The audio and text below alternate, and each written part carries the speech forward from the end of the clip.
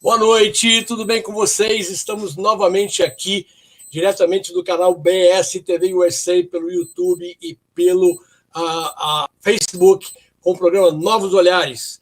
Nós estamos hoje ao nosso 10º programa da primeira temporada, e essa primeira temporada ela tem como tema principal o autoconhecimento. É um imenso privilégio participar como diretor de conteúdo e apresentador desse programa. E eu quero apresentar toda a nossa equipe que está por trás de todo esse esquema para fazer esse programa ser um sucesso. Nós temos o Wellington Long, que é o nosso diretor técnico, que está no estúdio controlando tudo, e os nossos moderadores, Maria Leonor, Renata Zaken, Almir dos Reis e Paulo Serrano. Esse programa está sendo transmitido agora ao vivo, através do canal BSTV, como eu falei, pelo Facebook e YouTube, e vai ficar gravado para quem não puder assistir agora ao vivo. Então inscrevam-se, acionem o sininho para receber as nossas notificações e compartilhem com seus amigos. O programa de hoje ele terá como tema central hipnose clínica, com a moderação da Renata Zaken e o Almir dos Reis. E como convidados super especiais, a Vera Teixeira e o Eric Pereira. Renata, por favor, apresente-se e cumprimente aos nossos convidados e a quem está nos assistindo ao vivo. Olá, tudo bem com vocês? Bom, hoje, como é o último programa da temporada, então eu vou me abster de falar do meu currículo e agradecer por todo o conhecimento que eu adquiri através de cada pessoa envolvida neste programa, e também do meu empenho de conhecer mais profundamente cada assunto. Eu me sinto privilegiada por isso, por servir como instrumento de condução de tantos novos olhares, e eu descobri, através de pesquisa sobre a pauta de hoje, que, de certa forma, a hipnose já estava sendo usada por mim, só que com um conceito diferente. E a gente vai entender melhor isso ao longo do programa. Isso nos mostra a complementariedade e como os saberes estão intercalados. Vale muito a pena assistir todos os programas e fazer essa conexão incrível entre o autoconhecimento e a sua forma de interpretá-lo. Então, vamos conhecer essa técnica tão especial e relevante, que nos leva a conhecer ainda mais a mente humana e como ela funciona na sua forma consciente e inconsciente. Gratidão. Muito obrigado, Renata. Mas, olha, hoje não é o último programa não, pessoal. Talvez seja para a Renata, porque na próxima semana ela não vai estar presente. Mas na semana que vem nós temos um último programa ainda da série, que é sobre espiritualidade. Imperdível. Depois eu vou falar sobre ele. Então, Almir dos Reis, o nosso mago, o nosso candidato a Papai Noel de todos. Tudo bem, Almir? Presente. Tudo bem, Jorge? Boa noite aos nossos convidados, Renata. Muito bem, falar de algo que promove um relaxamento físico e mental, a hipnose é efetivamente algo fantástico, inteligente, muito útil, e eu não tenho dúvida que os nossos convidados vão fazer um espetáculo de esclarecimento para todos nós. É isso, Jorge. Almir Reis. Até mais. Muito obrigado, Almir. Eu queria convidar agora a Vera Teixeira para que ela se apresente e mostre de que forma ela se preparou para trazer para nós aqui um conteúdo maravilhoso sobre hipnose clínica.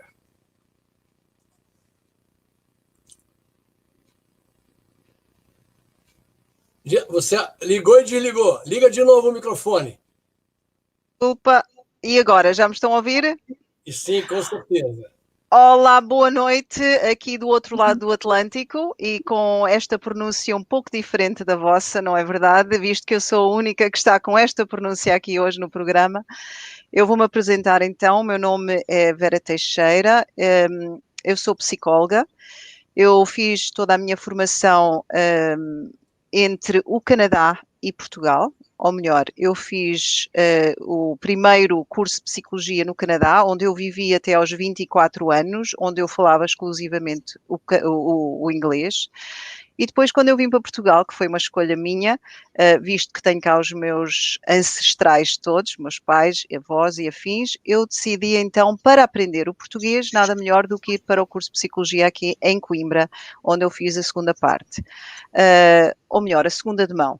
Aqui eu aprendi uma coisa logo a seguir ao curso de Psicologia, que de facto a psicoterapia não me estava a satisfazer, porque era muito longo, os pacientes estavam com pouca paciência, já estávamos numa era em que já não estava na moda ter um psicólogo todas as semanas, todas as quinzenas, e eu própria estava com pouca paciência para estar durante meses, anos com um paciente, e estive quase para desistir quando eu encontrei a psicologia como uma ferramenta de trabalho extraordinária, a qual eu chamo de uma ferramenta de terapia breve porque é muito mais rápida, os resultados são imediatos praticamente.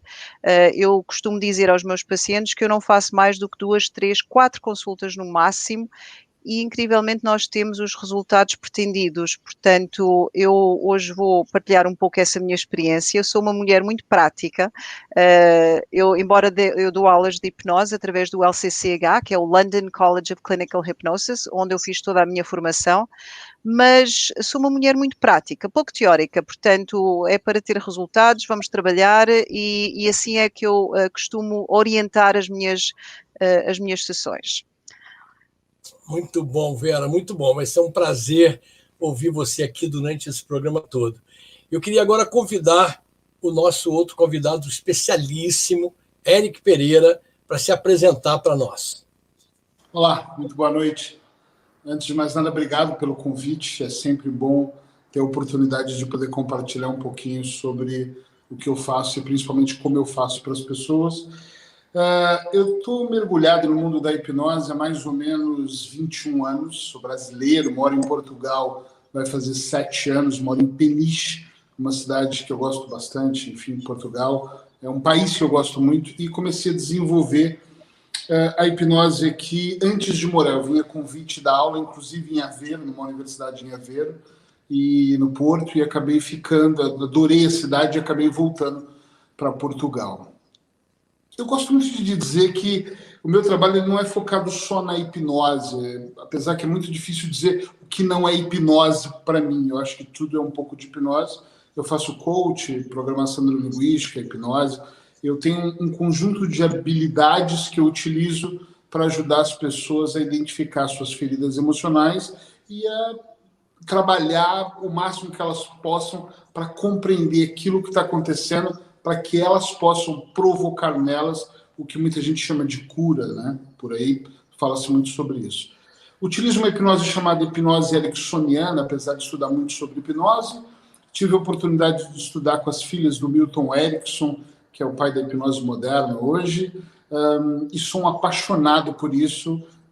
21 anos fazendo isso, eu até brinco que é só o que eu sei fazer, é realmente trabalhar com uma ferramenta que provoca nas outras pessoas resultados acima da média, resultados extraordinários, e eu gosto muito de trabalhar da forma que eu trabalho. Eu sou um apaixonado realmente por falar de hipnose. Eu vivo da hipnose todos os dias da minha vida, e para mim isso é um prazer que não tem comparação. Sabe quando você faz algo que você ama muito? Sou eu. Faço exatamente o que eu amo. Então eu falo que eu não trabalho muito. Eu me divirto todos os dias levando um pouquinho de hipnose para cá e para lá. Isso para mim acaba sendo algo realmente prazeroso.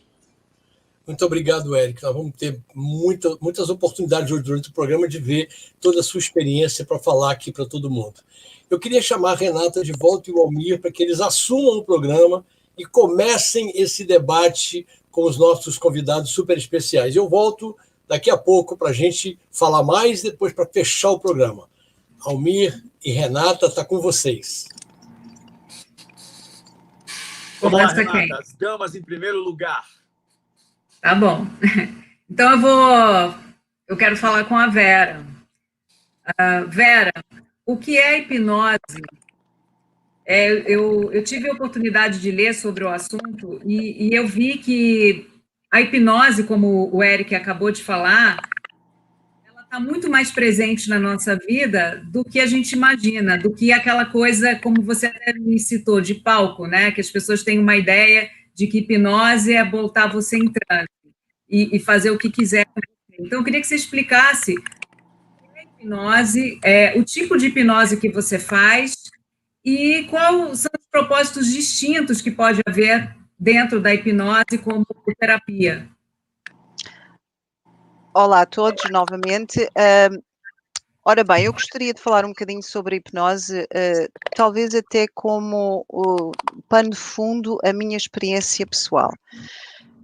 Primeiro, a hipnose, muitas vezes confundida com o estado de dormir, de sono, não é de todo.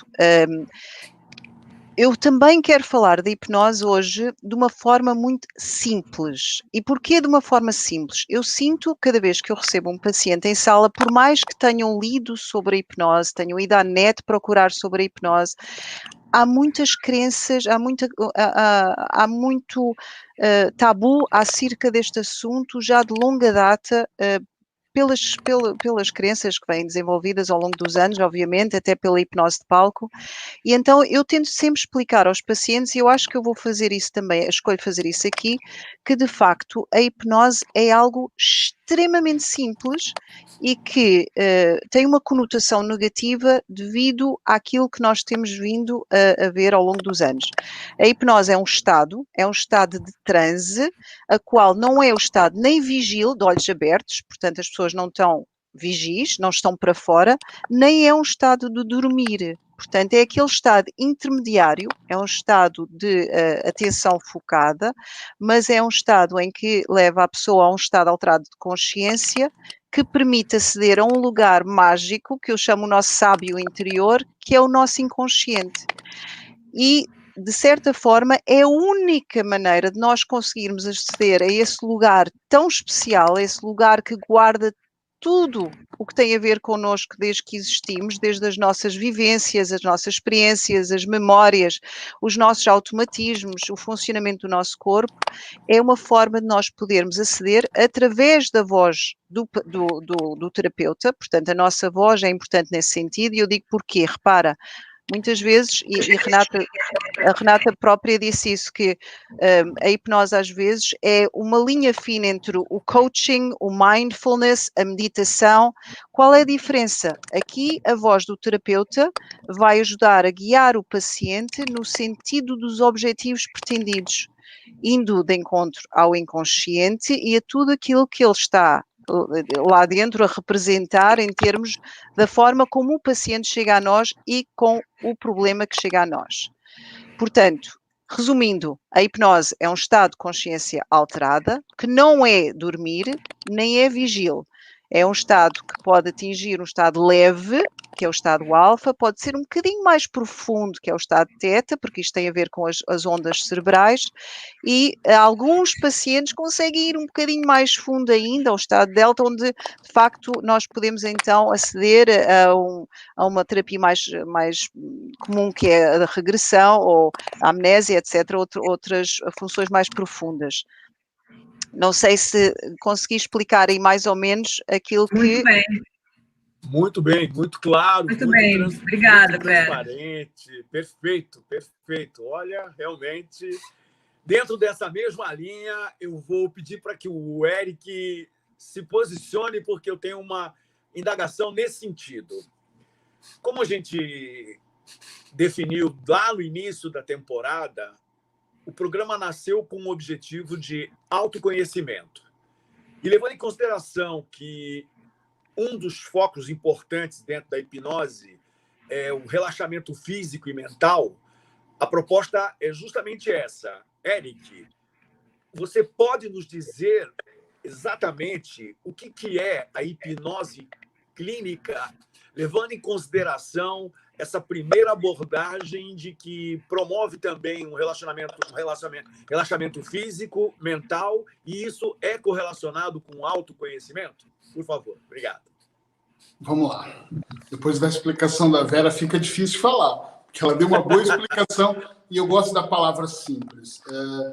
Eu vou dizer assim, eu gosto muito de falar que o que eu faço hoje no dia a dia é deshipnotizar as pessoas. É um processo contrário, porque eu acho que todos nós estamos altamente hipnotizados. Ou nós estamos hipnotizados pela vida, ou nós estamos dentro de um processo de muita distração. E quando se fala em hipnose para autoconhecimento, por exemplo, eu acho que o que mais nós, profissionais da hipnose, atenção, eu não sou psicólogo, eu sou terapeuta, mas o que mais eu faço hoje com as pessoas que eu atendo, individual, ou em grupo, ou em seminários, é fazer com que essa pessoa vá para esse estado, né, de maneira simples, como a Vera disse, mas para um estado alterado de consciência, para que a pessoa fique mais alerta. Na minha concepção, nós não estamos tão alerta, nós realmente vivemos numa distração. Eu costumo até dizer que essa distração ela se dá muito porque nós não queremos encarar a vida exatamente como ela é. Então as pessoas estão na Netflix, elas estão na internet, elas estão em todos os lugares, menos com elas mesmas. Claro que não posso falar de todo mundo, né? Mas eu acho que a maioria.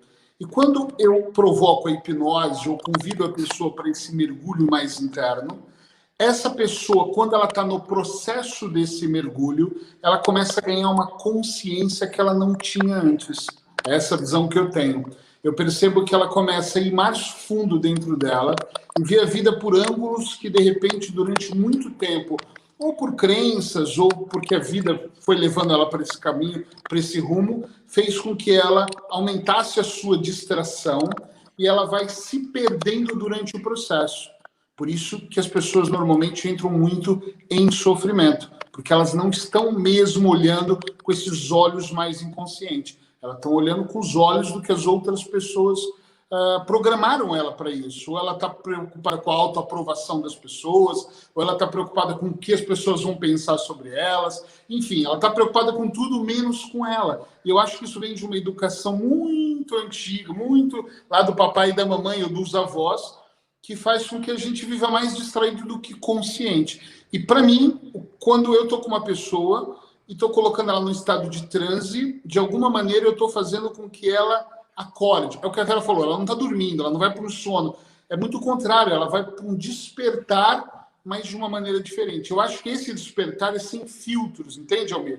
Totalmente sem filtros. Ela começa a despertar, não é um papo aqui como a gente está tendo, ela não tem filtros. Ali o senso crítico dela não está sabotando a vida dela, ela está mesmo entrando num processo que ela consegue estar com ela mesma, essa é a minha opinião. Muito bom. E, Vera, a gente sabe que está tudo no inconsciente, como você falou, né? E muitas vezes, na maioria das vezes, nós não sabemos, não acessamos esse inconsciente. E por causa disso, a gente não sabe sair desse labirinto, né? E durante uma sessão de hipnose, como que eu posso mudar o meu mapa mental, né, a minha forma de ver alguma coisa na vida, ou, enfim, das minhas crenças? Como que isso acontece na hipnose? Como é que como disse agora uma pessoa aqui, essa mágica, né, que na verdade não é uma mágica, é uma técnica, mas eu queria que você falasse um pouquinho dessa técnica de acessar o inconsciente e mudar esse mapa mental. É assim, Renata, ao longo da minha experiência tem mostrado que o mais importante nesta abordagem, que é a hipnose, é de facto conhecer o paciente, porque é muitíssimo importante a anamnese para nós podermos aceder à informação do paciente, pelo menos a forma como ele sente ou como ele se manifesta conscientemente, para nós depois podermos ajudar a nível inconsciente. Sabes, Renata, eu às vezes até brinco com a situação, é como se o consciente está sentado na cadeira e o inconsciente está ao lado. Ou melhor, eu percebo como é que o consciente funciona naquele momento e como é que ele está a verbalizar, a expressar, a mostrar o seu medo, ou o seu desconforto, ou a sua insegurança, ou a sua baixa autoestima. para depois eu poder falar com aquele que está ao seu lado, que é o inconsciente. Então aí o terapeuta, baseado na informação que nos é dada durante a anamnese, durante a recolha de informação, durante o diagnóstico que nós fazemos, nós depois podemos adequar a nossa terapia com as palavras certas para aquele paciente quando ele estiver em transe. Se eu precisar de fazer uma abordagem mais analítica para perceber realmente o que é que está por detrás, não basta depois eu ficar por aí, mas terei que utilizar aquela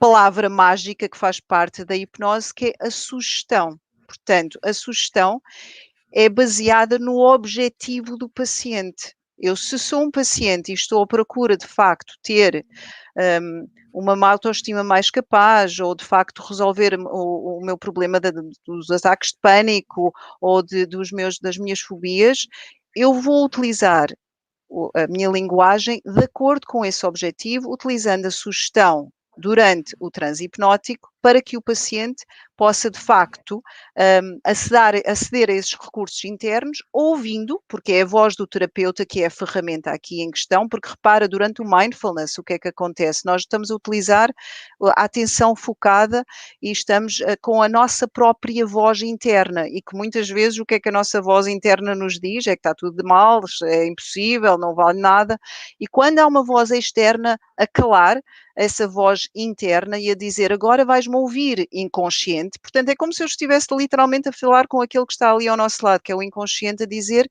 agora vais-me ouvir, porque de facto esta pessoa precisa disto. E o inconsciente, visto que houve um bypass do consciente, o inconsciente vai ouvir. Vai ouvir porque é o objetivo do paciente, porque foi o paciente que escolheu estar ali e é o paciente que, de facto, confere essa confiança a nós, terapeuta, para se entregar nesta partilha, porque toda a hipnose é uma auto-hipnose, portanto há que haver uma autorização do paciente para se permitir a receber esta informação, para que depois então hajam as mudanças internas, que depois nós não sabemos muito bem como é que acontecem, tal como nós não sabemos muito bem o que está a acontecer neste momento dentro deste PC, mas que de facto a informação depois manifesta-se através da mudança. Perfeito. Eu queria até complementar e te perguntar se quando a pessoa descobre qual é vamos dizer assim, o bloqueio do inconsciente, ela passa a desenvolver assim uma habilidade. Faz sentido isso? Porque tem que fazer sentido para a pessoa, né? Eu não ouvi a última parte. Passa a desenvolver? Passa a desenvolver uma habilidade para entender melhor os códigos do inconsciente. Se isso acontece. Renata, na minha experiência pessoal, não é absolutamente necessário a pessoa ter que aceder à causa, ao motivo, para que a mudança ocorra.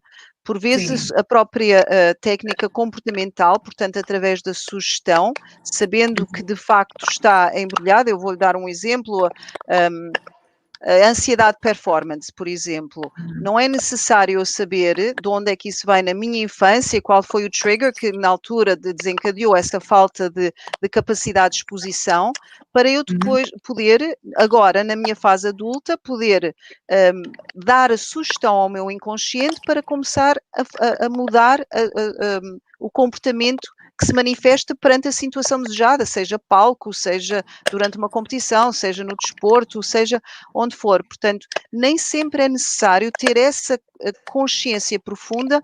Aliás, há uma forma de o fazer em transe, que é dizer, o teu inconsciente sabe exatamente de onde vem essa questão.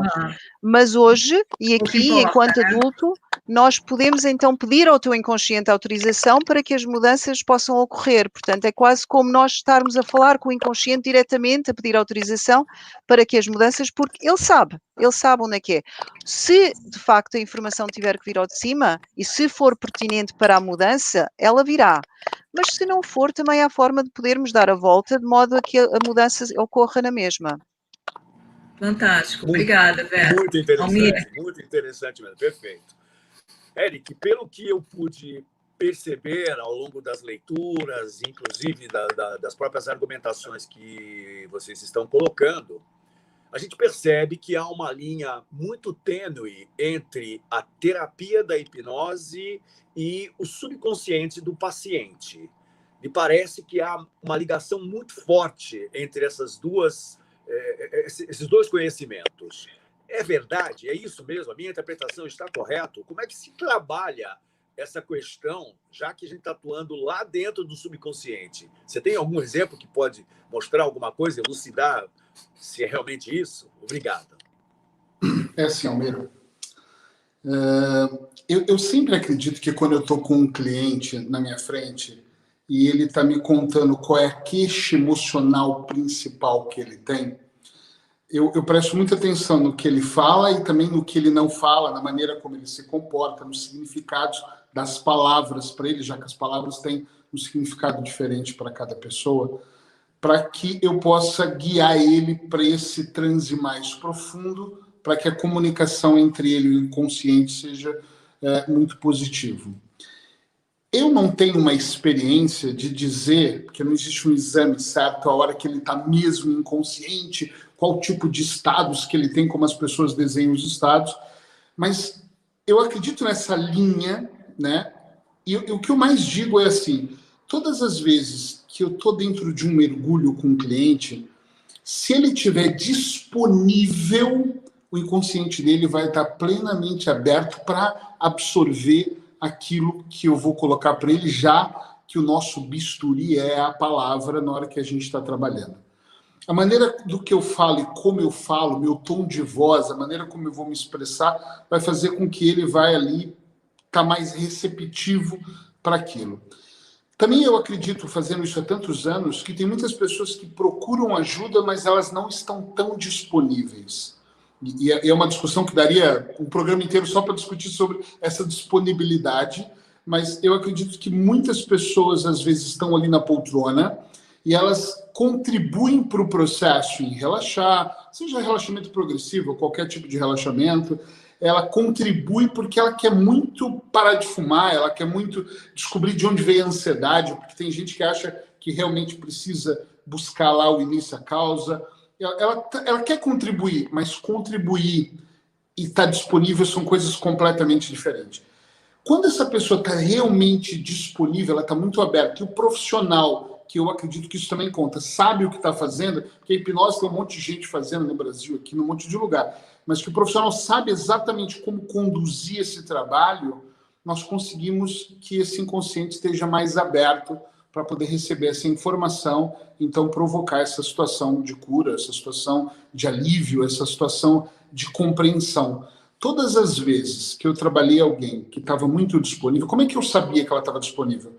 Quando essa pessoa desperta de uma ou de algumas sessões e o entendimento dela é maior do que quando ela sentou na minha poltrona, entende isso? Quando ela senta e ela tem uma história, porque história todos nós temos, ou ela tem o que eu chamo de empilhamento de histórias. Tem gente que vem como uma cebola, vem empilhando uma série de problemas. E durante esse processo, a gente vai tirando camada por camada, aí eu acho que nós realmente acessamos o inconsciente. Quando ela volta e o entendimento dela é mais ou menos assim, uau, então, nossa, ou ela faz ela pensar e na próxima sessão ela vem com um entendimento mais completo, para mim, eu, terapeuta, significa que nós realmente chegamos num nível, num ponto, graças a ela estar disponível para aquele processo. Eu não sei se eu respondi a pergunta exatamente como você queria, mas eu acredito que esse acesso ao inconsciente depende de um bom profissional, de boas habilidades, é claro, e depende também daquela pessoa estar muito disponível para poder fazer aquele processo. Não significa que estar doente, não significa que estar com alguma ferida garante o resultado. O que garante é a disponibilidade da pessoa para esse mergulho. Eu acredito nisso. Eric, perfeito. Esclarecimento total e pleno. Foi no ponto e realmente é bem por aí. Renata, por favor. Vera, o Eric acabou de falar, né, da importância da palavra e você também falou. E a palavra, ela tem significado, e a gente tem os símbolos, né, os arquétipos dentro da gente, e isso tudo tem que estar linkado com sentido, porque é isso que faz a máquina toda do inconsciente funcionar, né, e ressignificar. Então, eu queria que você falasse do ressignificar, que é muito importante, e uma coisa que eu achei muito interessante é que, na verdade, a hipnose usa muita metáfora. Por quê? A metáfora, porquê? Olha, eu vou dar um exemplo que eu acho muito bonito, que são as crianças. Eu trabalho com crianças também, aliás, eu trabalho também numa clínica pediátrica, onde eu trabalho com a hipnose nas crianças. Eu nunca, em tempo algum, falo na palavra hipnose. Eu, quando trabalho com crianças, falo de um mind coaching, falo de nós utilizarmos a nossa mente interior, de nós utilizarmos a nossa imaginação. E, de facto, uma criança, até nós adultos, que também temos uma criança interior, gostamos muito de histórias. E quando a história é bem construída, no sentido de captar a nossa atenção, o nosso inconsciente vai perceber qual é a mensagem subliminar que está por trás da história. Porque, primeiro, há uma atenção focada na história, que isso é o que é a hipnose, de facto, é um foco de atenção concentrada. E quando ela está bem construída, mas é preciso ter alguma criatividade para utilizar as metáforas, que eu, por acaso, quando comecei a fazer o curso de hipnose, eu fiz um curso de escrita de metáforas e de escrita criativa, etc., para tentar, principalmente eu, que tenho algum problemas com o meu português, portanto, para tentar encontrar palavras que, de facto, fossem apelativas para o nosso inconsciente poder absorver a mensagem subliminar sem rejeitar as sugestões diretas. Repara, nós toda a vida ouvimos as pessoas a darem-nos ordens, principalmente os pais, ou até os professores, etc., e temos muito já o hábito inconsciente de rejeitar. Portanto, quando há uma ordem direta, nós até tentamos nem ouvir e até rejeitamos. Tu não mandas em mim, eu não quero ouvir essa ordem. Então, quando as metáforas nos dão essas sugestões de uma forma muito bonita, quase idílica, quase mágica, porque, de facto, as crianças muitas vezes nós apelamos à magia, ou voar, ou ir no foguetão, a informação chega de uma forma muito mais agradável, simplificada, e fixa porque, de facto, aquilo que é prazeroso, o inconsciente e o corpo absorve.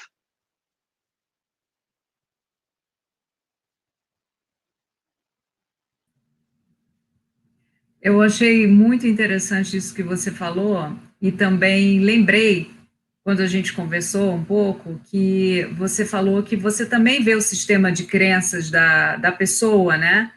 Porque isso também faz links com Sim, essa fala, né? Isso é sim, importante, que é um jeito de você chegar exato.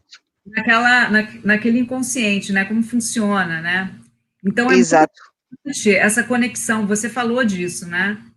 Qual a importância dessa confiança do terapeuta com o paciente na hipnose? Vou te fazer só uma pergunta aí. Porque repara, Renata, nós quando estamos com um paciente em sala, e tal como eu disse há pouco, é extremamente importante perceber o seu sistema de crenças. Portanto, se é uma pessoa religiosa, eu poderei utilizar os arquétipos, eu posso utilizar também a Nossa Senhora, posso utilizar os arcanjos, etc. Uma forma de trabalho. Pode não ser a minha crença, mas se é a crença daquela pessoa, nós sabemos que haverá uma probabilidade maior da informação que está a sair através da minha voz poder ser absorvida, porque de facto faz ressonância com aquela pessoa. Assim como se eu estiver a trabalhar com uma menina, eu vou utilizar as fadinhas ou algo que seja adequado àquela menina com aquela idade. Se eu estiver a trabalhar com um adolescente, obviamente que não vou utilizar algo que seja relativamente mais próprio para uma criança. Portanto, nós temos que adequar de modo a que a pessoa que está à nossa frente possa absorver a informação por ressonância, porque faz sentido para mim. Se eu canto, eu posso utilizar, de facto, as pautas musicais, de modo a que faça ressonância. Quando eu digo faça ressonância, é mesmo sentir na pele, de modo a que eu possa até chorar uma lágrima pela informação que está a passar, porque tem tudo a ver comigo. Ela está atenta às minhas necessidades. Portanto, a hipnose não é apenas uma chapa 5 que nós estamos a passar a todos os pacientes igual, mas sim a Vera ou o terapeuta em questão está atento àquilo que eu preciso. E isso é muito importante para o paciente, para ele poder sentir a confiança, para haver a entrega, para depois haver, de facto, a absorção da informação que irá então para aquele lugar especial que há pouco falaram, que é o nosso inconsciente. Muito bom, mas muito interessante mesmo. Olha, são respostas assim pontuais e você começa a ter uma outra imagem, ter uma outra interpretação do que vem a ser a hipnose clínica. Muito obrigado, Vera. Eric, por favor, aproxime-se, meu amigo. O mundo em que estamos vivendo, nós conseguimos perceber problemas do tipo ansiedade, depressão, traumas psicológicos, problemas emocionais, né? Transtornos emocionais, físicos, psicológicos, hábitos, sentimentos indesejáveis, e fica meio claro, meio que evidente que a hipnose clínica ela atua exatamente no sentido de ajudar as pessoas a se demoverem desse tipo de problemática. O que você poderia falar para nós, levando essa questão como o pano de fundo, o fomento principal, por favor? Almir, eu penso assim, essas nomenclaturas de ansiedade, pânico, estresse, são nomenclaturas utilizadas por psicólogos, médicos e muitos terapeutas também. Até eu utilizo também muito essas palavras, mas eu gosto muito de ouvir o que cada cliente tem para me dizer, porque às vezes a pessoa tem a impressão que ela tem medo, por exemplo, de avião, né? A minha principal clínica é na Ilha da Madeira, uma ilha que nós temos aqui em Portugal, e muita gente lá tem pânico de pegar um avião. E quando eu estou com uma pessoa no consultório e a gente vai um pouco mais fundo, descobre que ela não tem nenhum pânico. Às vezes ela tem um medo de morrer, às vezes ela tem um problema de perder a autoridade, porque quando ela está no avião ela perde a autoridade. A pessoa fala, põe o cinto, senta, não pode fumar, não pode, enfim. Então, quando a pessoa vem com muita ansiedade, por exemplo, e tem pânico, tem clientes meus que chegam a ir para o hospital mesmo para tomar injeção na veia, porque tem um pânico exacerbado, e a gente vai um pouco mais fundo na história da ansiedade dela, a gente percebe que ela nem tem tanta ansiedade assim. O que ela tem, na verdade, ela sofre por antecipação, que seria a ansiedade, claro, mas o que ela tem é um senso de urgência tão grande que em algum momento da vida dela é como se ela tivesse ligado um botão e aquela emoção dela ficou à flor da pele. Quando eu olho em questão para todas as emoções que nós todos, inclusive eu, vivemos no dia a dia, eu acho que nós somos condicionados por uma pressão muito grande. Por exemplo, a pressão de ser o primeiro lugar. Quem não quer ser o primeiro lugar? A pressão de ter o livro mais vendido, ou a pressão de ser o terapeuta mais reconhecido, ou o profissional mais reconhecido. As pessoas vivem numa pressão muito grande que faz com que a emoção delas fique mesmo ali à flor da pele. E eu tenho para mim que nós temos uma educação, né, que vai programando a pessoa a ser como ela é. Eu gosto muito, apesar de também fazer regressão, levar a pessoa num transe na hipnose, nem sempre eu uso a regressão, mas muitas vezes eu uso, para poder tentar entender o que aconteceu naquele caminho para ela acreditar naquela emoção. Agora, tem uma coisa que eu vou falar que eu posso até ser criticado aqui, que é, infelizmente, essas nomenclaturas fazem com que as pessoas ficam muito pesadas. Tu vai ao médico, o médico fala, tu tem depressão. Então, ele começa a te dar sintomas que às vezes você nem tinha. Ou você teve uma ansiedade durante uma semana e você vai num profissional que ele diz, isso aqui pode se tornar grave, ou a medicação, ou sem a medicação, e ele hipnotiza aquela pessoa dentro do consultório dele, muitas vezes. Eu pego muitos casos assim, onde a pessoa me diz, não, mas o médico me disse que eu tenho depressão, ele disse que eu vou começar a me sentir mal, que daqui a pouco a respiração vai faltar. E aí nós somos condicionados a ter essa emoção. Nós não vivemos numa sociedade onde nós aprendemos a nos prevenir da doença, né? Nós somos programados a ter a doença, nós somos programados a viver nessa pressão toda. Olha o Covid, olha tudo que tem acontecido no mundo. Eu não estou dizendo que não existe, eu acredito, e aqui em Portugal nós estamos bem contagiados, estamos nos prevenindo, mas a pressão, nós vivemos tanto o medo, entende? A pressão do medo é tão grande que eu acho que a emoção das pessoas fica muito exacerbada. Eu não sei em Portugal, eu já falei isso algumas vezes, mas no Brasil, por exemplo, vocês que são todos brasileiros, a Vera também depois pode contar se isso acontece em Portugal.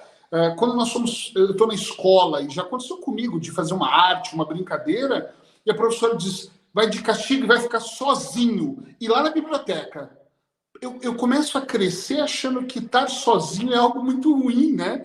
Ela já começou a alimentar a pessoa que eu acredito nela como educadora, que alguém me disse, vai lá que você vai aprender com ela. Então, meu inconsciente diz, é com ela que eu vou aprender. E ela diz para mim que ficar sozinha é muito mal. E perto dos livros, como é que nós queremos que as pessoas se sintam bem sozinhas? Não.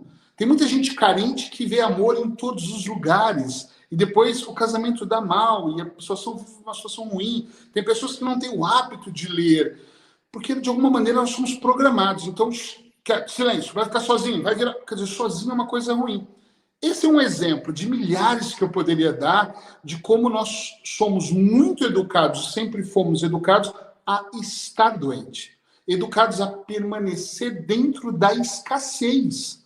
Se você observar a vida de qualquer pessoa que eu começar a entrevistar, que eu fizer uma anamnese mais profunda, eu percebo que essa pessoa ela não vai me trazer isso como pano principal, é o pano de fundo dela, claro, ela vai me falar, estou ansiosa, mas ela não percebe que não se trata bem de ansiedade, se trata de uma série de acúmulos que estão dentro dela que ela já não consegue lidar. Tem pessoas, por exemplo, que não falam, não explodem, não vão na psicoterapia, não procura alguém para desabafar, um psicanalista, ela não conversa dentro de casa, então ela faz o quê? Ela alimenta, alimenta, alimenta. E um dia ela implode em vez de explodir. Aí ela tem uma crise. Não sei o que está acontecendo comigo. O que está acontecendo, querido, querida? Sabe o que está acontecendo? É o acúmulo. Que seu pai falou, engole o choro, engole agora, engole, engole. E aí você engole o choro, depois você engole a comida, depois você engole a humilhação, depois você engole o que o governo quer, depois você engole o que a sociedade te impõe.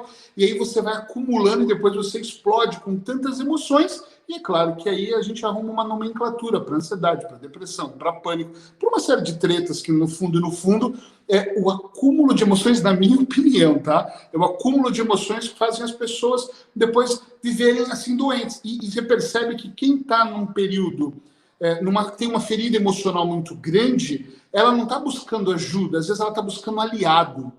Ela não está buscando alguém que cure, alguém que ajude, alguém que caminhe no processo. Ela está buscando outra pessoa que ela diz, eu estou muito ansiosa. A pessoa, eu também. Aí eu estou muito mal, eu também. E ela começa a buscar aliados, em vez de buscar alguém que realmente possa tirar ela do ponto A ali do estado atual e levar ela para o ponto B, que de repente é o estado desejado, é a melhora dela. Então eu acho que é muito complexo falar de emoções, porque eu acho que não é tão simples. Eu acho mesmo que a hipnose faz com que a pessoa veja por esse ângulo que eu estou dizendo, minuciosamente. Nós vamos voltando, de trás para frente. Estou com esse problema, então eu vou voltando, vou buscando, vou pesquisando, e quando eu vou fazendo isso, eu vou fazendo o quê?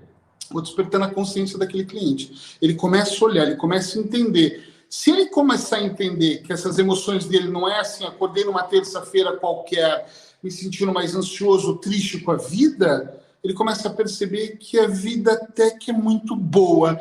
Ele é que está programado. O registro interno dele é um registro de sempre estar nessa situação. De sempre estar nessa situação. Essa é a minha maior opinião sobre o quadro geral da emoção que as pessoas engolem todos os dias e depois implodem.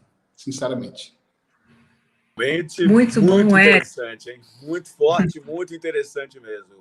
As palavras são poderosas e é evidente que o nosso processo de formação, o processo educacional de formador, acaba realmente impondo algumas atitudes, impondo algumas frases essas que, evidentemente, com essa sua ótica, deverá ser muito melhor observada e tratada de uma outra forma.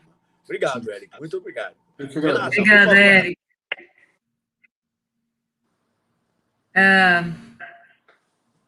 Oi, Vera. Então, o Eric falou sobre autossugestão, né? Que é uma coisa que a gente está sujeito diariamente. Inclusive, assim, você falou sobre a auto-hipnose, né? A auto-hipnose, é possível eu fazer a auto-hipnose, e eu gostaria de saber também, porque já que existe autossugestão, existem as afirmações. As afirmações é que fazem diferença. Então, foi o que ele falou, você é feia. Então, essa afirmação, como é que ela entra na cabeça? E como é que eu desfaço, como é que eu ressignifico isso dentro de uma linguagem hipnótica, vamos dizer assim, né? Uma linguagem de ressignificação. Renata, nós construímos o nosso ser desde os zero. E repara, eu digo zero porque até dentro da barriga da mãe nós adquirimos muita informação.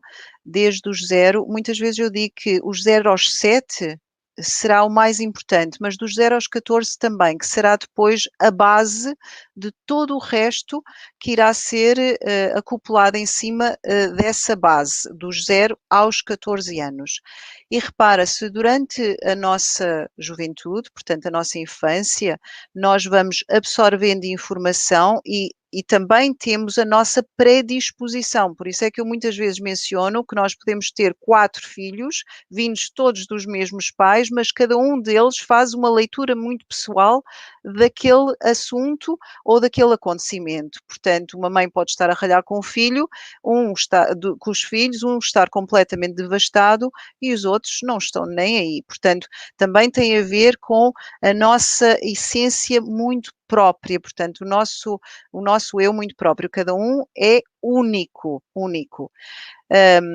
E depois, a partir daí, nós vamos então construir todo o trabalho de auto-hipnose, de hipnose em cima dessa crença. Renata, a auto-hipnose não é assim tão fácil quanto isso, porque repara depois qual é a nossa linguagem interior. Se eu toda a vida ouvi dizer que não sou o suficiente, ou que poderia ter feito melhor, ou que não sou tão bonita, ou que de facto ninguém te vai querer, porque existem palavras que nós ouvimos assim lançadas para o ar, mas que de facto a criança absorve. Mais tarde, quando o terapeuta ensina a auto-hipnose, nem sempre é a auto-hipnose que vai surtir o seu efeito interior, porque nós temos uma voz interna que fala muito alto.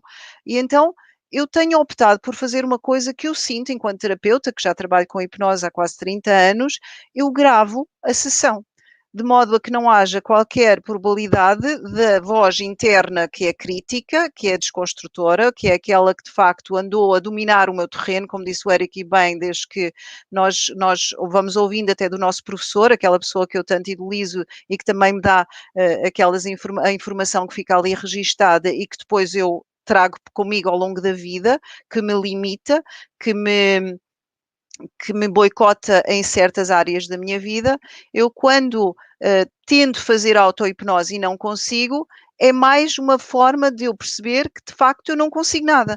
Então, quando a pessoa me diz que precisa mesmo de trabalhar um assunto, mas que já tentou a auto-hipnose e não consegue, já tentei a meditação, não consigo, já tentei o mindfulness, não consigo, eu faço uma sessão de hipnose preparada para os objetivos e digo agora, eu vou enviar este áudio para o seu WhatsApp e vai ouvir em estado alfa, portanto, na caminha, à noite, quando já está para dormir, de modo a que o inconsciente faz um bypass e é a voz do terapeuta, portanto, aquela voz, sem haver interferências que vão desvalorizar ou que vão denegrir, ou que a nossa voz interior, aquela crítica que nós conhecemos, e assim surtir o efeito desejável. Portanto, eu optei por utilizar, em vez da auto-hipnose, utilizar essa voz. O que também me tem ensinado que depois a auto-hipnose torna-se válida através das sugestões que foi ouvindo no áudio que o terapeuta, neste caso que eu fiz, para o paciente, ou melhor,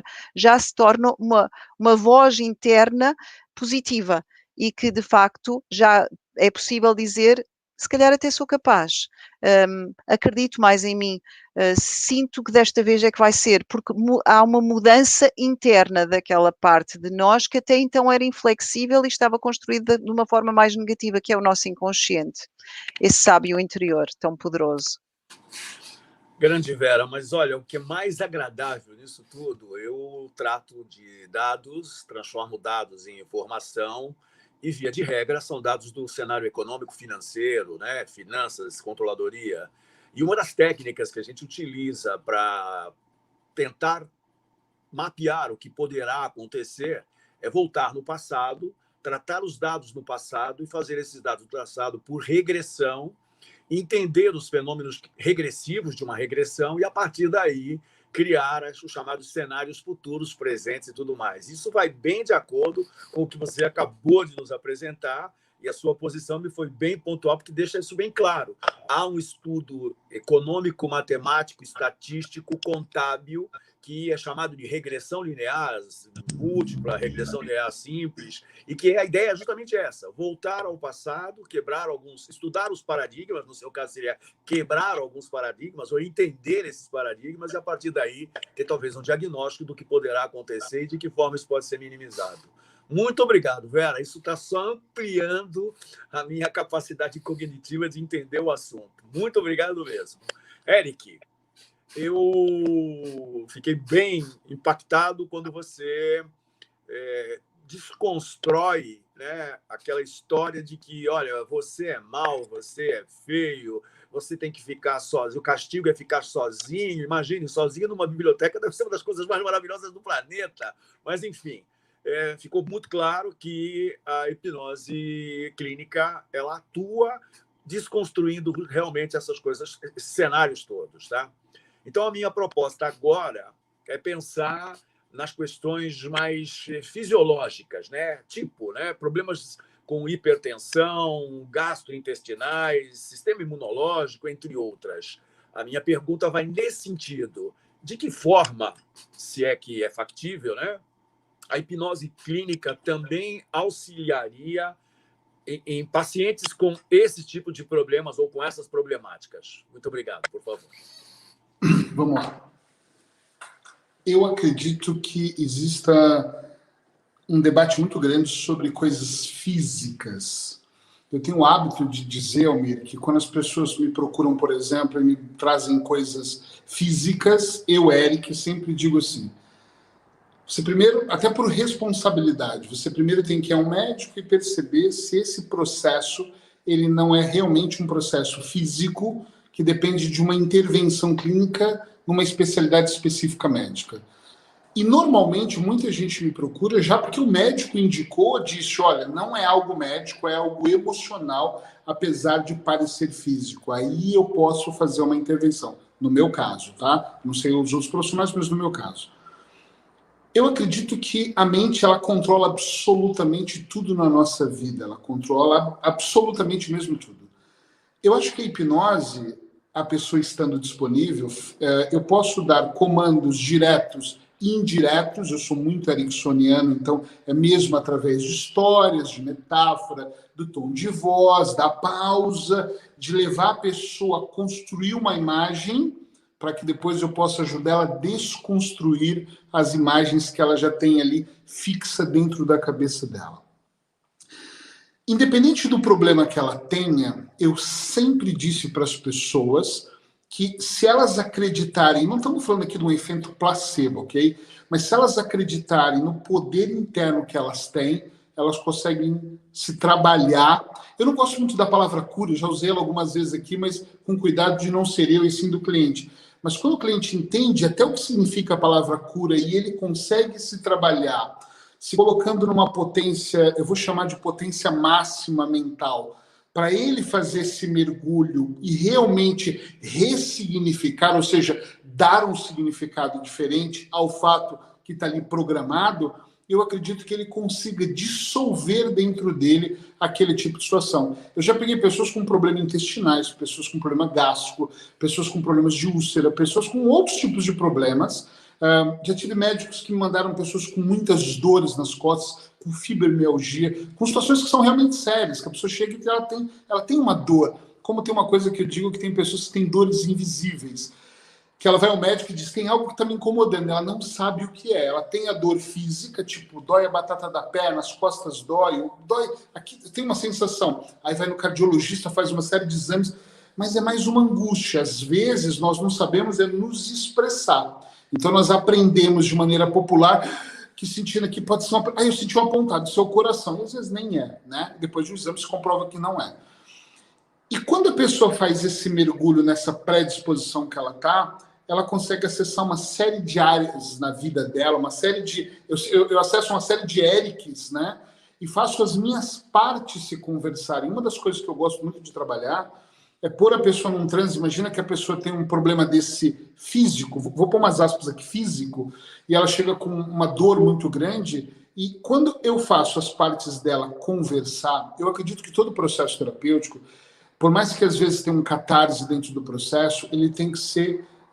ele tem que ter uma certa harmonia, entende? Então, eu do lado de cá, eu estou conduzindo o processo para que, de maneira harmônica, aquela pessoa consiga colocar as partes para conversar.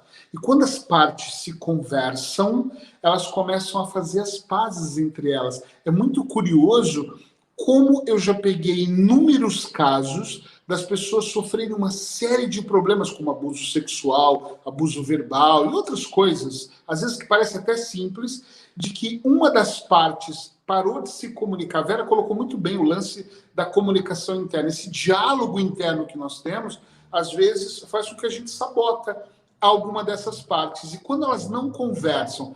Gente, vou trazer um outro cenário aqui, casamento.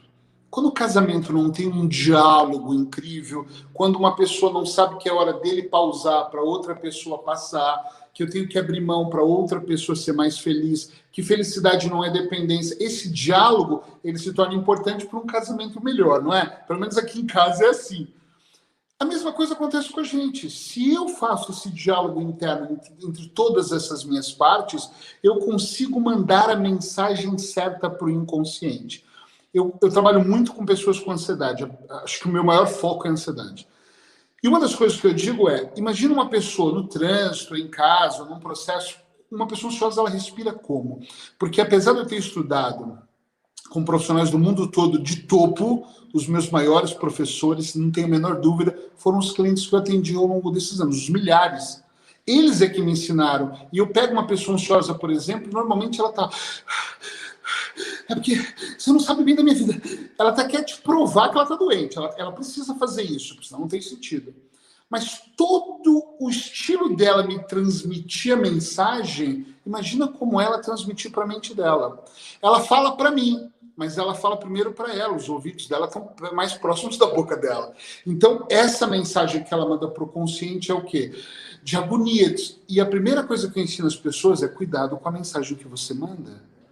Porque se eu aprender a inspirar e expirar de uma maneira mais equilibrada, como é que eu vou mandar a mensagem para o meu inconsciente errado? Tá entendendo?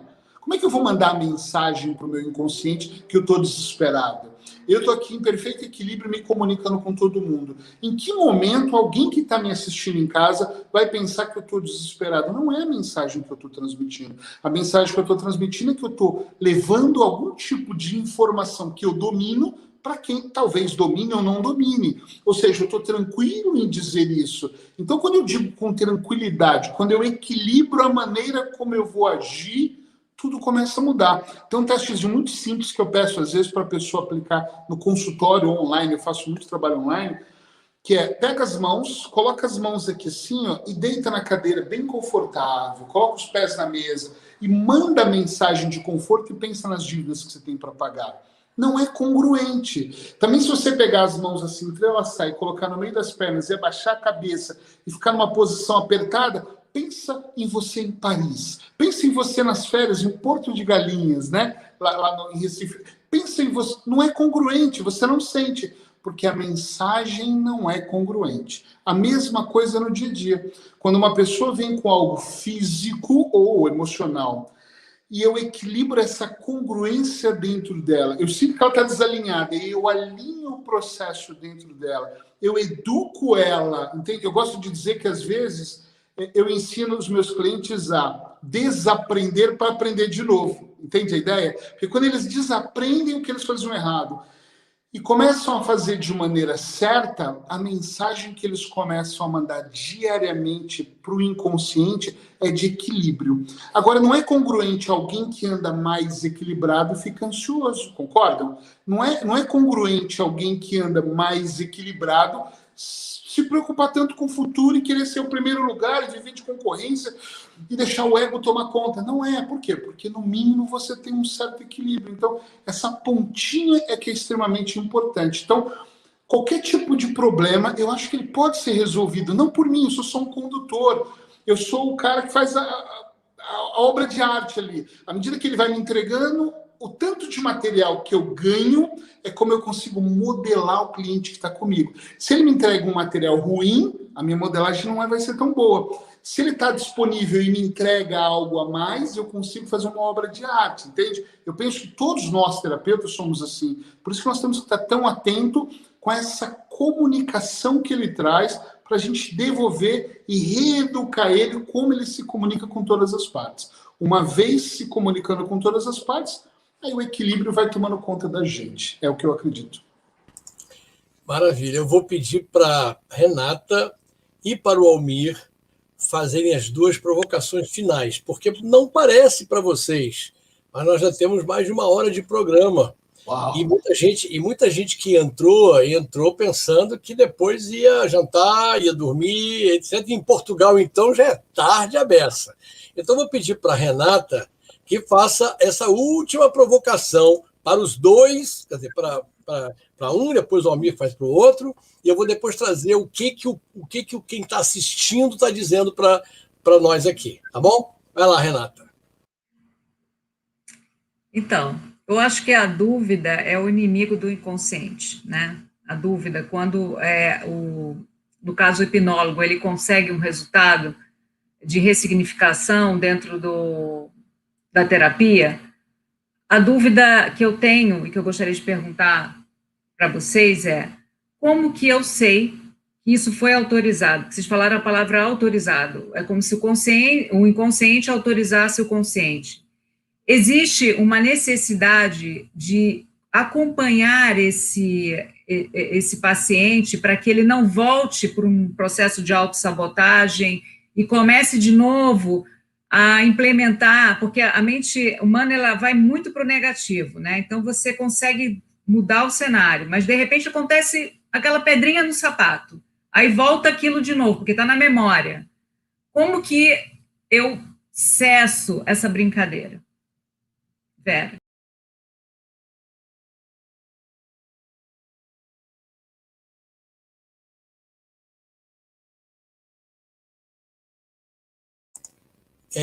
Vera, o seu microfone está desligado.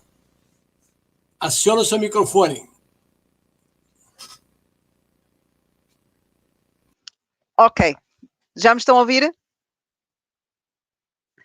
Então, aquilo que eu estava a dizer isso foi uma das grandes dúvidas, de facto, é que quando eu fazia trabalho com os meus pacientes, ou quando eu faço, eu reparava que havia um processo de melhoria, mas podia surgir qualquer coisa, uma morte do ente querido, ou algo que acontecia na vida do paciente que poderia levar a que ele sentisse novamente, embora nunca, repara, quando nós trabalhamos com o paciente com a hipnose, nunca fica estruturado da mesma forma, porque de facto o recondicionamento é uma reaprendizagem. Portanto, eu se fui condicionada durante os primeiros 14 anos da minha vida a sentir que de facto não tenho amor próprio, não tenho autoestima, ou que tenho medo, e depois já há um reaprendizagem, há um recondicionamento do inconsciente, nós não voltamos àquilo que não funcionava até então. Portanto, mantemos aquele padrão, aquela forma de estar mais capaz no momento da nossa vida, que isso de facto é necessário. De qualquer modo, uma das formas que eu aprendi ao longo da vida, desta vida profissional, foi de gravar.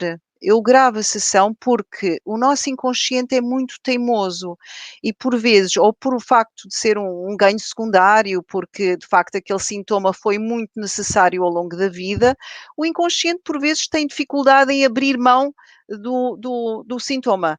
E então precisa de um pouco mais de convencimento. E então eu aprendi que se eu gravar a sessão e o paciente ouvir durante 21 dias, não todos os dias, porque há que deixar um pouco de tempo também para o processo ter algum efeito, há uma probabilidade muito maior da mudança ocorrer de forma quase definitiva, de facto. O voltar atrás seria quase impossível, porque nós sabemos, e isso está provado cientificamente, que nós demoramos, por exemplo, na questão do tabaco, para nós nos tornarmos definitivamente um não fumador, nós precisamos que o processo se prolongue pelo menos durante 21 dias. Ao fim dos 21 dias eu já me posso considerar um não fumador.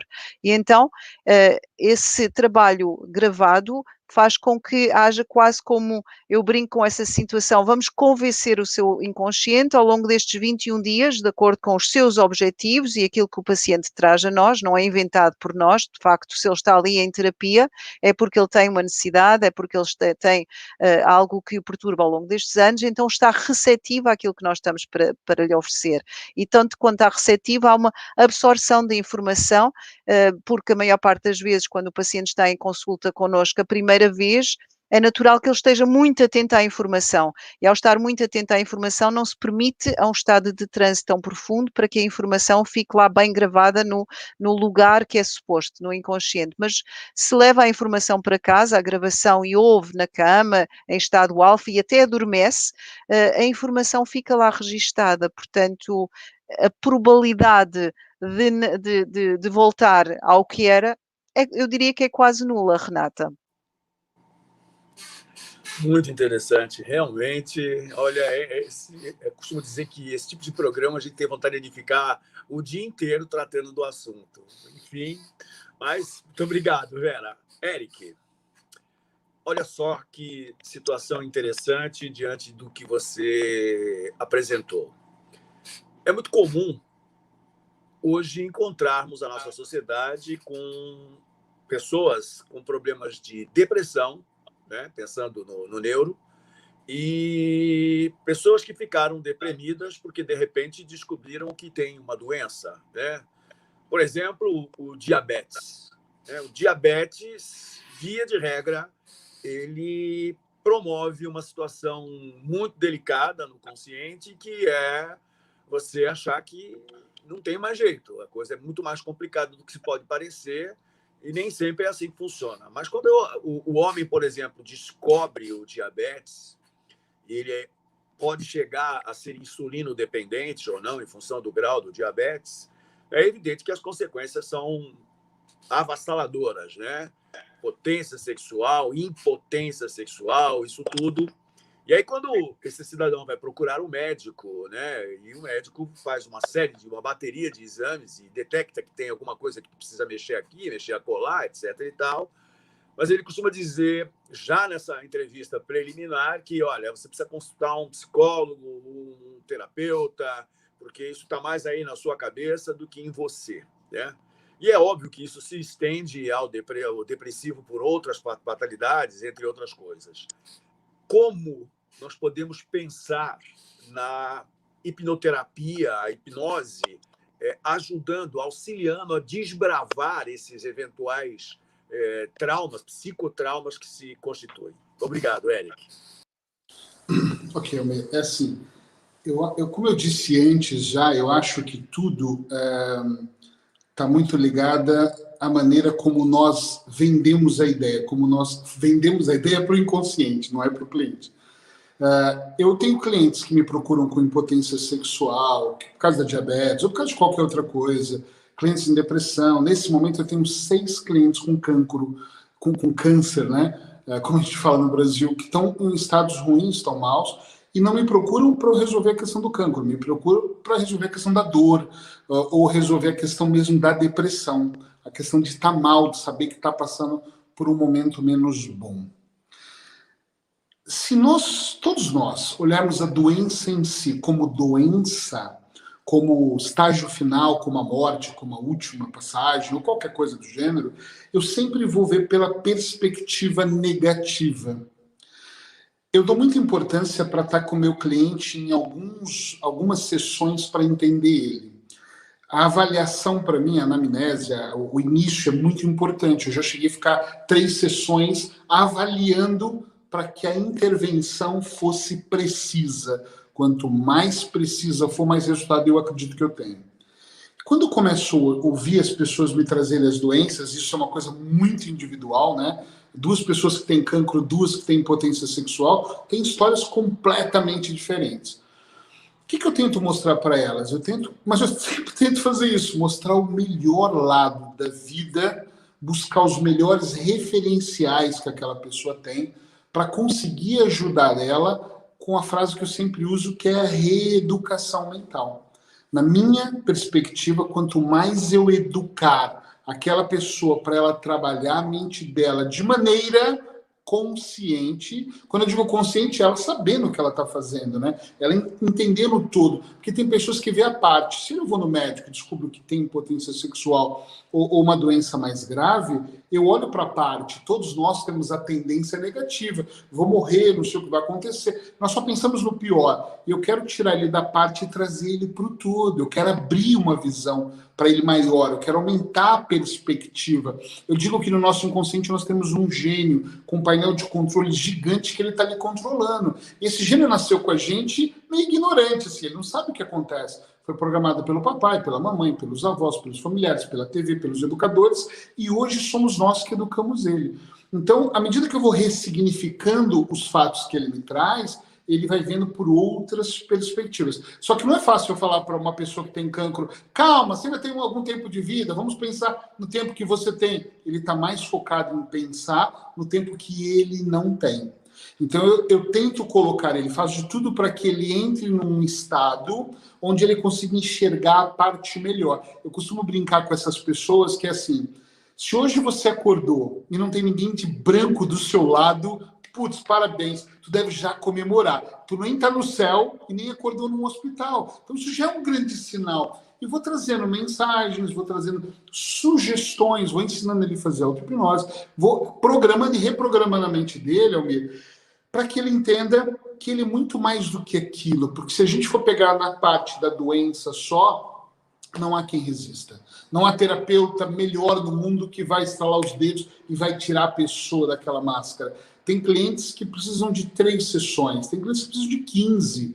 Eu uma vez estive com a Beth Erickson, filha do Milton, e ela dizia, eu tenho clientes que eu estou há 2 anos com eles, e não é dependência, eu precisei de 6 meses para iniciar um processo, porque às vezes a pessoa não está disponível. Quando eu falo dessa disponibilidade, é isso. Às vezes a pessoa chega até você querendo muito, mas ela está até perdida. A Vera agora colocou uma coisa importante, a pessoa chega no consultório, a primeira vez ela está tensa, ela está hipervigilante, essa palavra que eu queria buscar. Ela está tão hipervigilante porque ela está muito focada no quê? No problema, na dor, no que ela ouviu. E a minha função como terapeuta é tirar ela da hipervigilância, fazer com que ela se acostume com a minha voz, com a luz apagada, com a minha poltrona, com toda a situação antes, para que esse estado crítico dela, de alerta, vá diminuindo um pouco, e aí ela me dê abertura para eu poder fazer o mergulho junto com ela e ajudar ela a resolver as questões. Eu sou o cara que acredito que sempre dá para resolver se a gente estiver muito comprometido ali em parceria com o cliente, entende? É um processo eu e o cliente, não é eu sozinho nem o cliente sozinho. Muito bom, muito bom. Excelente, Eric. Obrigado.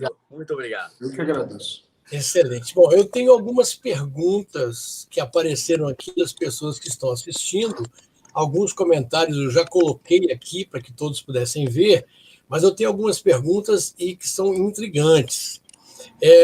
O Paulo Serrano, que é um dos moderadores do programa, que está no estúdio assistindo, mas não está participando desse programa, ele pergunta o seguinte: pela hipnose, pode-se afirmar que é ver para crer ou crer para ver?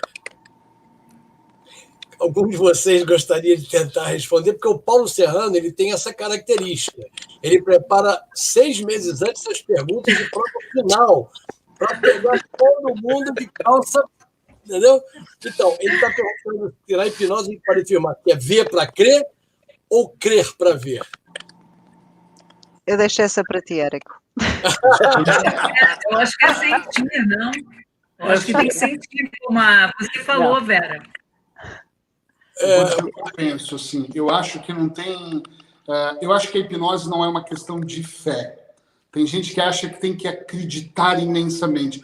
Mas nenhum processo funciona se eu não acreditar. Quando eu estou, por exemplo, eu não gosto, eu sou contra a hipnose de palco, de shows, esses espetáculos. Mas quando eu estou dando uma palestra, por exemplo, muita gente fala, você não vai conseguir me hipnotizar. E eu falo, realmente eu não consigo. Tá bom, obrigado.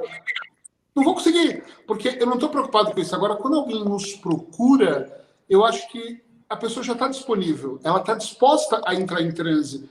Então, não tem uma questão dela ter fé, ela precisa estar disponível e permitir que a minha voz acompanhe ela. Se ela permitir que a minha voz acompanhe ela durante o processo, eu vou conduzir ela muito bem.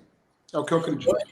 O Eric, a Lígia Loureiro disse, Eric, aproveitando a sua fala, você considera que as emoções apontadas como patologias autossugeridas ou sugeridas por outrem têm a ver com o ego? Ou seja, nós nos boicotamos como escape? Eu acho que nós nos comportamos como escape o tempo todo. Eu acho que a gente vive no mundo da distração, é o que eu falei logo no começo, Lígia. Eu acredito muito que... Eu acho que muita coisa está ligada ao ego, sim. Muita coisa está ligada ao ganho secundário. Muita coisa... Gente, vamos ser sinceros aqui.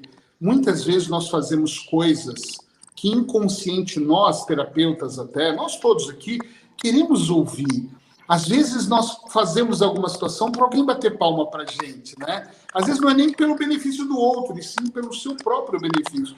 Então eu acho que sim. E acho que é muito perigoso até quando a gente não está consciente para esse nosso processo. Essa é a minha opinião. Acho que a gente tem que estar muito consciente até para as nossas ações, para a gente não atrapalhar o processo. Eu já supervisionei terapeutas e fico muito preocupado, às vezes, que o terapeuta com o ego, ele trabalha a emoção dele e a cura do paciente, o processo do paciente se torna um segundo plano, e sim a autoridade dele. Eu sou...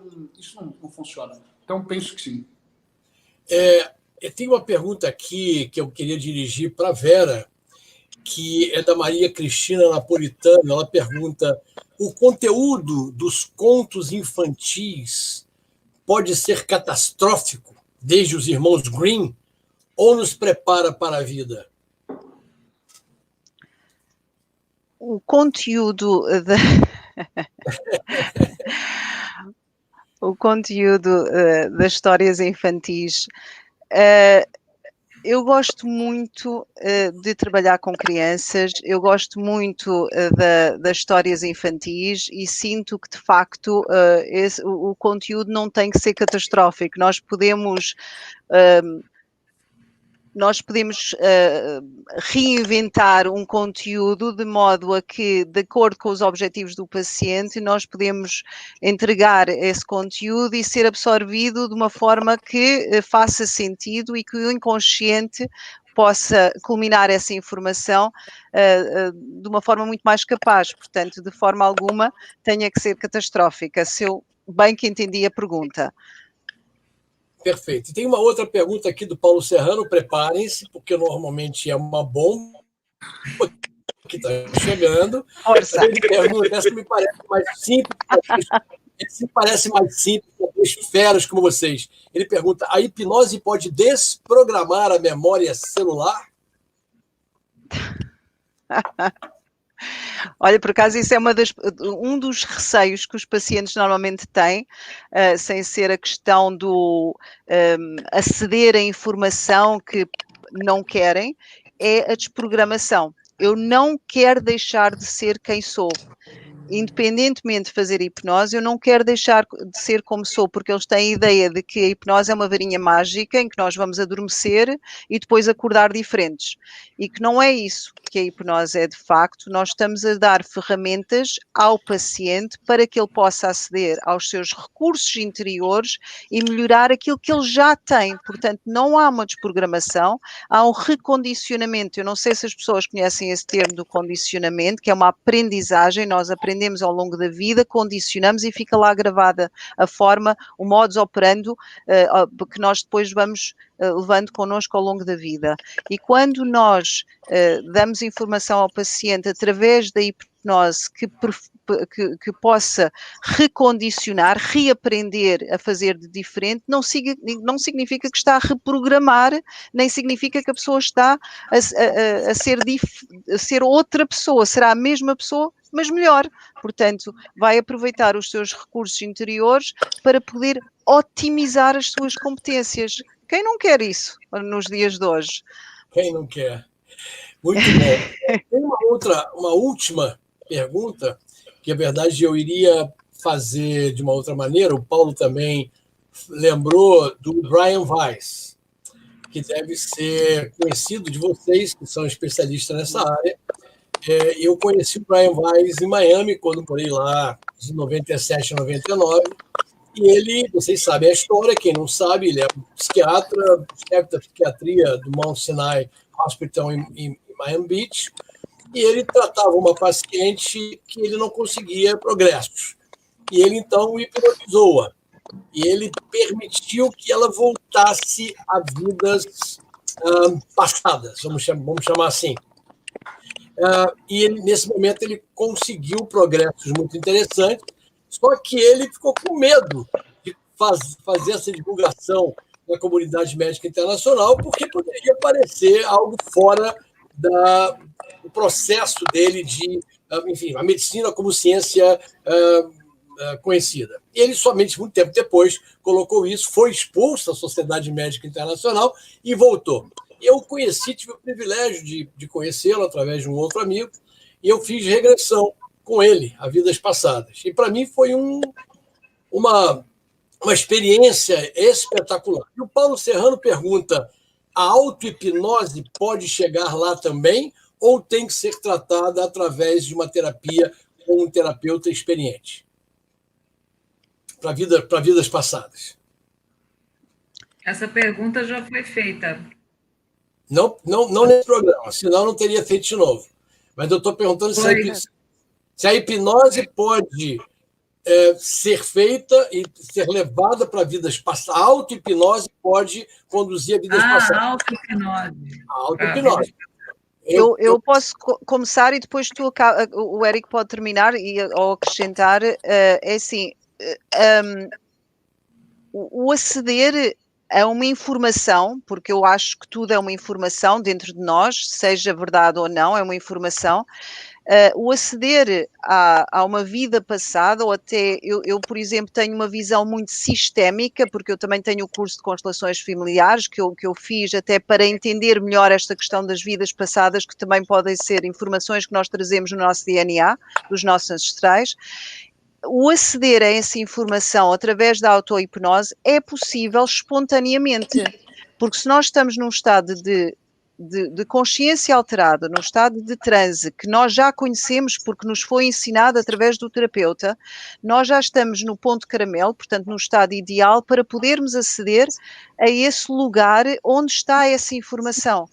Mas eu acredito também que o nosso inconsciente é tão sábio que só nos vai permitir aceder a esse lugar se ele sentir que nós estamos capazes para lidar com a informação que vem de lá.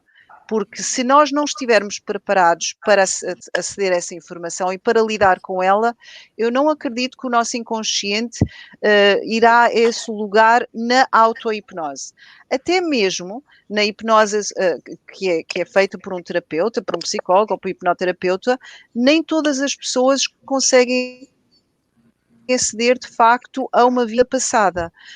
Só apenas aqueles que de facto têm uma entrega muito grande, que atingem um estado de consciência mais profundo, um transe mais profundo, e que acedem a esse lugar. E repara, já me aconteceu no passado, eu estar a fazer o início de uma sessão, não estava minimamente inclinada para uma vida passada e foi espontâneo em que o paciente acedeu. Portanto, eu acredito muito que o inconsciente acede ao lugar que é necessário aceder para conseguir atingir os objetivos pretendidos.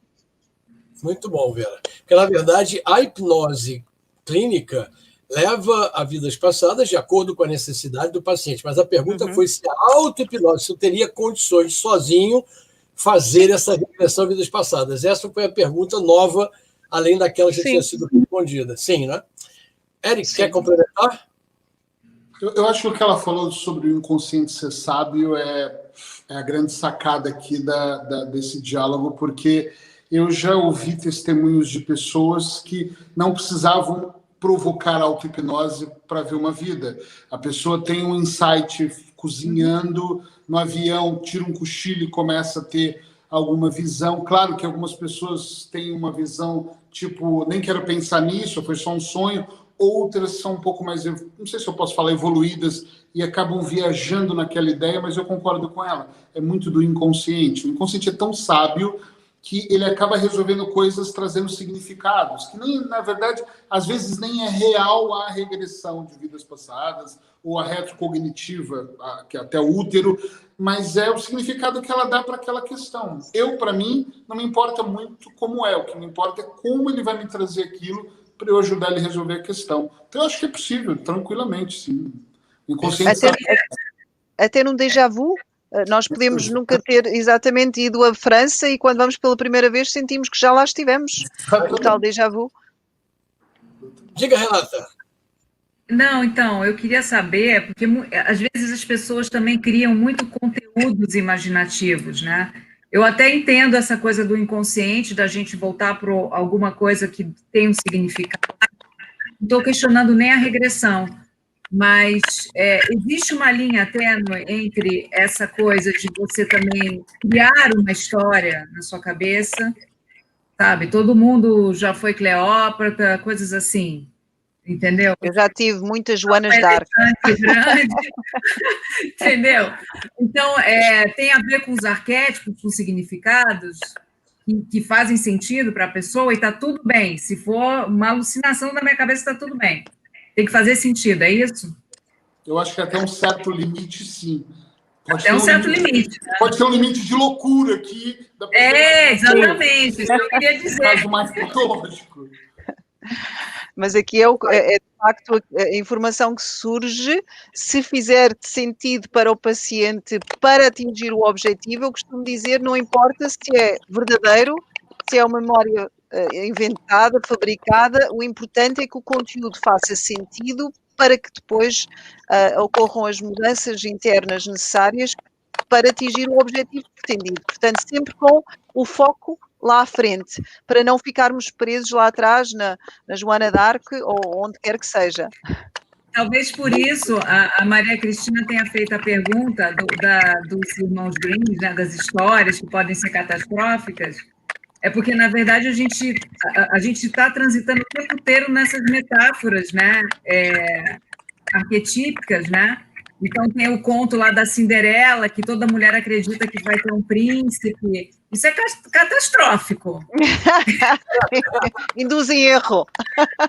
Induz em erro tremendo. Induz em erro. São as crenças. Como Cleópatra, eu consigo enxergar a Renata como Cleópatra facilmente. É uma rainha, entendeu? Que está aqui no tempo moderno. Você é uma Cleópatra dos tempos modernos. Eu não tenho nenhuma dúvida disso. Em tudo, em Jorge? Você. Olha só, os cabelos. Hoje eu sou Cleópatra, né?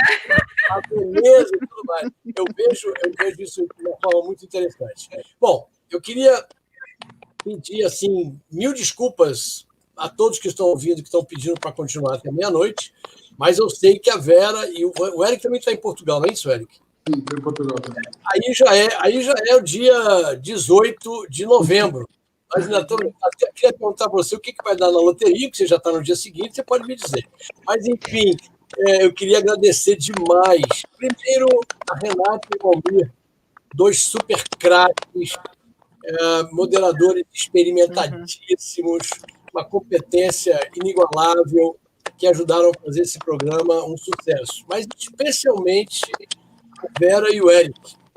Eu quero dar a vocês a palavra para que vocês se despeçam e façam a sua manifestação de final do programa, porque nós gostaríamos de manter isso aqui por mais muito tempo, porque estamos todos hipnotizados por vocês. Mas nós precisamos encerrar o programa. Então, eu quero pedir que o Eric e a Vera tem a sua despedida para todo mundo e agradecer mais uma vez a presença de vocês. Vera, primeiras ladies first. Muito bem. Eu quero agradecer a todos vós, principalmente à nossa querida Silvana, que foi uma das convidadas que teve nas constelações familiares e que, de facto, transmitiu o convite, mas a todos vós que, de facto, é uma equipa extraordinária e estes assuntos que vocês têm trazido aqui aos programas são de extrema importância e eu falo até como psicóloga porque eu reparo que as pessoas hoje em dia procuram muito o tipo de terapias que vocês têm apresentado aqui, desde o mindfulness, a enneagrama, as constelações,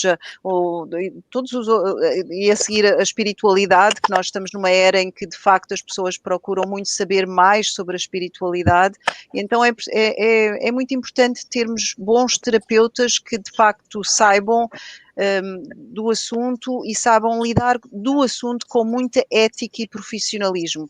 Este assunto, tal como o Éric falou no início, é uma paixão também minha. Eu, depois de ter conhecido a hipnose e perceber de facto a importância desta técnica, eu apaixonei-me por ela e desde então tem sido uma missão de levar a hipnose ao mundo de uma forma muito mais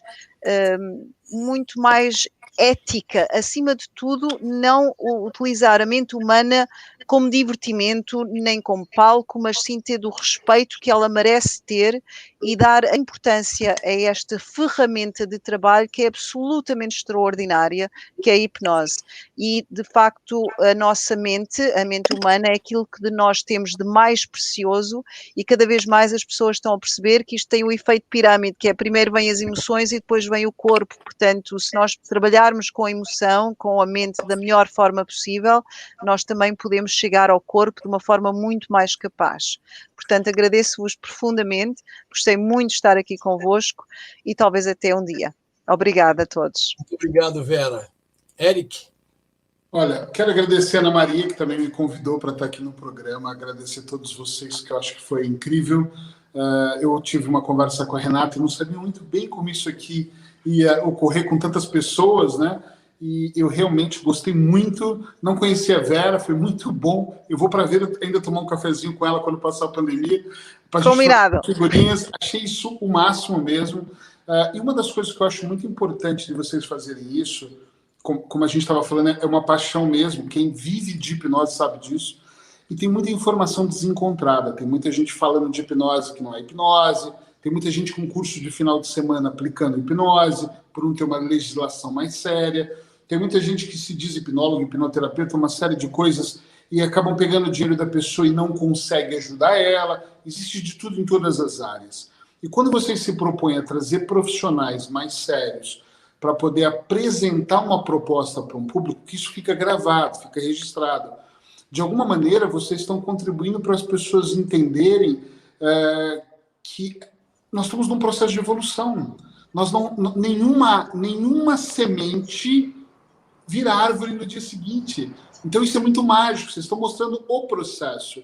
Isso é muito legal, porque as pessoas podem ver por uma perspectiva de dois profissionais diferentes, entender o que é a seriedade disso, para elas não confundirem. Porque no Brasil, nós estamos mais adiantados na hipnose, eu sei, eu sou de lá. Em Portugal, não desmerecendo Portugal, tá? Eu amo Portugal. Mas ainda é uma coisa que muita gente ainda tem um certo receio. Por quê? Tantos shows, tanta hipnose de rua, as pessoas, infelizmente, começaram a degrinir muito a hipnoterapia. E eu acho que esse programa acaba trazendo novos olhares mesmo para as pessoas. Eu sou muito grato. Parabéns para vocês. Obrigado, Vera, por estar aqui também comigo. Parabéns. Obrigado pela oportunidade. Muito obrigado, Éric. Muito obrigado, Vera. Muito obrigado, Renata. Muito obrigado, Almir. O Almir estava aqui conosco, agora desapareceu. Acho que a conexão dele caiu. Mas, enfim, muito obrigado mesmo. Eu quero finalizar o programa dizendo que toda a intenção é exatamente isso que o Éric falou. É trazer novos olhares para temas como esse, importantíssimos para a construção do autoconhecimento. Eu quero agradecer mais uma vez aos nossos convidados, aos nossos moderadores, e quero convidar para a semana que vem, na terça-feira, o último programa com um tema específico que vai ser espiritualidade. Nós vamos ter como dois moderadores o Almir, que que esteve hoje aqui conosco, junto com a Renata, e também a Maria Leonor.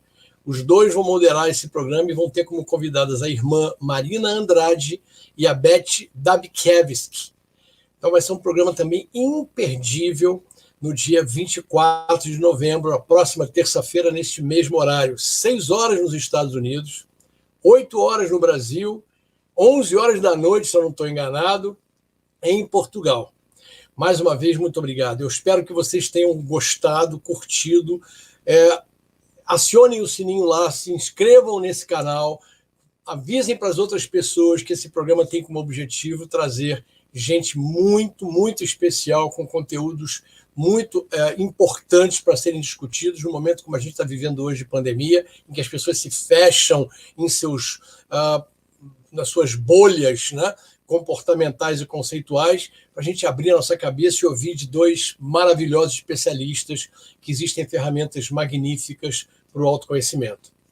Um beijo em todos os corações e os nossos convidados e os moderadores permaneçam, porque logo depois da vinheta a gente vai fazer, entre nós, a finalização disso, são os bastidores do programa.